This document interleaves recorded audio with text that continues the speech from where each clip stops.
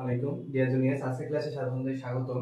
আজকে আমরা সাধারণ গণিতের যে পরিসংখ্যান অধ্যায় আছে 17তম অধ্যায়, এই অধ্যায়ের অত্যন্ত গুরুত্বপূর্ণ একটা টপিক, মানে প্রতিবার পরীক্ষার যদি কোশ্চেন থেকে থাকে তাহলে এই কোশ্চেনটা থাকবে, তেমন একটা কোশ্চেন আমাদের যে গড়, মধ্যক এবং প্রসরক। আজকের ভিডিও থেকে তোমরা শিখতে পারবে যে আমরা একটা ছক, মানে তিনটার জন্য আমি আলাদা করে তিনটা ছক লাগানোর কোনো দরকার নেই। আমরা মূলত একটা ছক থেকে তিনটা পদ্ধতি গড়, মধ্যক এবং প্রসরক নির্ণয় করব। ঠিক আছে, আমরা এই ছকে সাতটা জিনিসকে স্থান দেব। কয়টা? সাতটা। সাতটার মধ্যে আছে আমাদের বিচ্ছিন্ন শ্রেণীব্যাপ্তি থাকবে, অবিচ্ছিন্ন শ্রেণীব্যাপ্তি থাকবে, মধ্যমান, গণসংখ্যা, ক্রমযোজিত, বিচ্যুতি এবং ঘটন গুণ বিচ্যুতি। আমি ধরে নিলাম এখন পর্যন্ত যারা স্টুডেন্ট আছো তারা সবাই কিন্তু এই সাতটা জিনিসের সাথে পরিচিত। আমি এই পাশে লিখলাম বিচ্ছিন্ন শ্রেণীব্যাপ্তিগুলা। বিচ্ছিন্ন শ্রেণীব্যাপ্তির যে নিম্ন সীমা আছে সেখান থেকে আমাদেরকে 0.5 কি করতে হবে? বিয়োগ।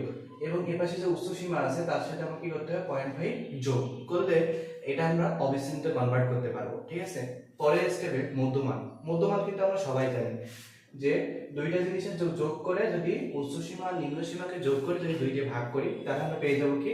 মধ্যমান। মধ্যমানের দেখো এখানে শ্রেণী ব্যবধান h সমান 6। এখন প্রত্যেকটার সাথে সাথে তুমি 6 যোগ করো, পরেরটা পেয়ে যাবে। পরেরটা কি হয়ে যাবে? পেয়ে যাবে। এখন আমরা তাহলে পরের স্টেপে গণসংখ্যা 6, 9, 21, 16, 8 এগুলো আছে। পরের যে টপিক সেটা হচ্ছে আমাদের ক্রমযোজিত সংখ্যা। ক্রমযোজিত সংখ্যায় বলে কি আমরা কিভাবে নির্ণয় করি? এখানে যেটা থাকে সেটা এখানে বসে যায়, এটা এর সাথে যোগ করে বসে কোথায়? পাশের ঘরে। 6 আর 9 15, 15 সাথে 21 যোগ করলে হয় 36, 36 সাথে 16 যোগ করলে হয় 52, 52 সাথে 8 যোগ করলে হয় 60। তাহলে দেখো এর পরের ঘরে আমাদের বিচ্যুতি।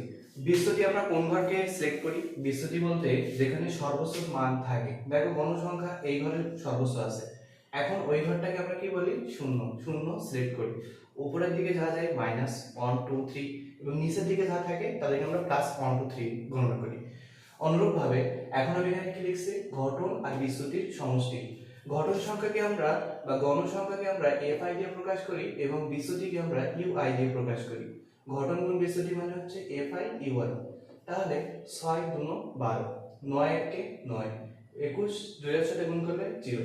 তাহলে আলটিমেট আমাদের ছক কিন্তু সবাই পারি। তাহলে ছকে আমার কোনো কাজ নাই। তাহলে ছকে আমরা কয়টা জিনিসকে স্থান দিলাম? সাতটা।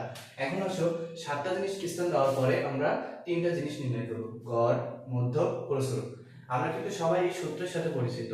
যারা অষ্টম শ্রেণীতে আছো তারা যদি এই সূত্র ফলো করো তোমাদের অঙ্ক অনেক সহজ হবে 9 10 এর ক্ষেত্রে। ঠিক আছে, আর যারা নবম দশম শ্রেণীতে আছো তাদের তো এই নিয়মেই করতে হবে। ঠিক আছে, আসো প্রথম আমরা কি নির্ণয় করব? প্রথম আমরা গড় নির্ণয় করব। গড় নির্ণয়ের সূত্র কি? অনুমিত শ্রেণীর মধ্যবিন্দু প্লাস ঘটন গুণ বিচ্যুতির সমষ্টি বাই মোট ঘটন সংখ্যা গুণ শ্রেণী ব্যবধান। ঠিক আছে, তাহলে দেখো এখানে এ মানে কি? আমার এ মানে হচ্ছে আমাদের মধ্যবিন্দু বা অনুমিত শ্রেণীর মধ্যমান। দেখো অনুমিত শ্রেণীর আমাদের মধ্যবিন্দু কত আছে? দেখো 59.5। তাহলে গড় সমান হচ্ছে 59.5 প্লাস ঘটন গুণ বিচ্যুতির সমষ্টি। আমি যদি এইগুলোকে যোগ করি তাহলে আমি আলটিমেট ভ্যালু পাই কত? 11। তাহলে এখানে আমি কত পেলাম? 11। মোট ঘটন সংখ্যা কত আছে? 60। তার সাথে আমার শ্রেণী ব্যবধান কত আছে? 6। ক্লিয়ার? দেখো 6, এখন 6 কে 6, 6 গুণ 60, দেখো তো 6 10 কে 60, তাহলে 59.5 যোগ 11/10, তার মানে হয় কত? 59.5 প্লাস 1.1, এটাকে যদি যোগ করি আলটিমেট ভ্যালু পাই আমরা 60.6। ক্লিয়ার? এটা আমাদের ছিল গড়। গড়ের সূত্র আমরা সবাই জানি, শুধুমাত্র ছক থেকে তোমাদের এগুলোকে কি করতে হবে? কালেক্ট করতে হবে। এ মানে কি? অনুমিত শ্রেণীর মধ্যবিন্দু। fi ui মানে কি? ঘটন গুণ বিচ্যুতির সমষ্টি। আর একটা যে মান সেটা হচ্ছে আমাদের n। n মানে কি? আমাদের মোট গণসংখ্যা বা ঘটন সংখ্যা। এখন দেখো এরপরে যে টপিক সেটা হচ্ছে আমাদের মধ্যক। মধ্যক নির্ণয় করতে হবে। এখানে এল মানে কি? এল মানে হচ্ছে নিম্ন সীমা। কোন শ্রেণীর নিম্ন সীমা? আমরা যেহেতু মধ্যক নির্ণয় করতেছি তার মানে হচ্ছে মধ্যক শ্রেণীর নিম্ন সীমা। মধ্যক শ্রেণীর নিম্ন সীমা কোনটা? দেখো এখানে এখান থেকে দেখো মধ্যক শ্রেণীর নিম্ন সীমা আমাদের অবিচ্ছিন্নিত যেটা আছে সেটা কত? 56.5। ওকে, আমি 56.5 লিখলাম। পরে দেখো এন মানে কি? মোট গণসংখ্যা 30/2। এফসি মানে কি? উপরের শ্রেণীর যোজিত সংখ্যা। তাহলে উপরের শ্রেণীর যোজিত সংখ্যা কত? দেখো তোমার এখানে এটা হচ্ছে ওর শ্রেণীর যোজিত সংখ্যা। উপরের শ্রেণী কত 50 মানে 15, তাহলে আমি 15 দিলাম গুণ শ্রেণী ব্যবধান কত 6, আগে লিখে রাখছি 6, দেখো 6 এখান থেকে মানে কি মোট ঘটন সংখ্যা বা গণ সংখ্যা কোথাকার যে মধ্যক শ্রেণী সেখানকার। দেখো তো এটা যদি মধ্যক শ্রেণী হয় ওর গণ সংখ্যা কত, দেখো তো এখানে কত লেখা আছে 21, ঠিক আছে। তাহলে দেখো আমি 21 লিখব।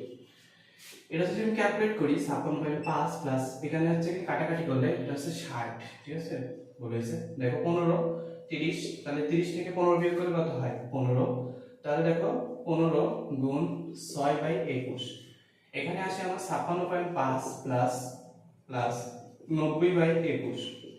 এটাকে যদি আমি ক্যালকুলেট করি মানে 56.5 প্লাস 90/21, তাহলে আমার আলটিমেট ক্যালকুলেটেড ভ্যালু আসবে 60.78, ঠিক আছে। ক্যালকুলেটর আমি করেছি আগেই, সেখানে মানগুলো আমি পাঠিয়ে দিয়েছি। তোমরা শুধু নিয়ম দেখো, নিয়ম কিভাবে করতে হবে। একটা ছকে 7টা জিনিসকে স্থান দিছে এবং 7টা জিনিস থেকে আমি 3টা জিনিস করতেছি। আর এই অঙ্কটা কিন্তু পাস ফেল, ঠিক আছে। যারা পড়ালেখা করে না, ম্যাথ পারে না, তাদের ক্ষেত্রে এটা একমাত্র পন্থা টু পাস দ্য এক্সাম, ঠিক আছে। এখন দেখো প্রশ্ন, প্রশ্নের ক্ষেত্রে কি সেম, এল মানে কি নিম্ন সীমা, এল নিম্ন সীমা কত আমাদের 56.5, এটা সবার ক্ষেত্রে একই প্লাস এখানে এফ এম মানে কি এখানকার যে গণ সংখ্যা 21 তার থেকে উপরে গণ সংখ্যাটা কি করতে হবে বিয়োগ করতে হবে। তাহলে আমি যদি 21 থেকে 9 কে বিয়োগ করি তাহলে হয় 12, এটা আমার এফ1। এবং যদি 21 থেকে 16 কে বিয়োগ করি তাহলে হয় আমাদের 5, এটা হচ্ছে আমাদের f2, ক্লিয়ার। তাহলে দেখো আমাদের উপরে 12 প্লাস 7 গুণ এইচ মানে কি শ্রেণী ব্যবধান, শ্রেণী ব্যবধান কত আমরা পাইছি 6। দেখো তো এখানে 56.5 প্লাস 6×12 ভাগ 17, যদি আমি এটা ক্যালকুলেট করি তাহলে আলটিমেট ভ্যালু আছে 60.73, ক্লিয়ার। এই দেখো আমরা একটা ছক ফলো করলাম, কয়টা ছক একটা, স্থান দিলাম কয়টা জিনিসকে 7টা, পেয়ে গেলাম কয়টা 3টা, সিস্টেমের 3টা অঙ্ক গড় মধ্যক আর প্রসূত। এটাই ছিল মূলত আজকের অঙ্ক। ভিডিওটা অনেক ফাস্ট, বাট তুমি যদি না বুঝে থাকো ভিডিওটা কয়েকবার রিপিট করো, দেখবে তুমি বুঝতে পারবে, ঠিক আছে। মূলত তোমরা আগে বেসিক ক্লিয়ার করো, তারপর অঙ্কটা দেখার চেষ্টা করো, একটা ছক ব্যবহার করে তুমি 3টা জিনিসকে সমাধান করতে পারবে। আসসালামু আলাইকুম।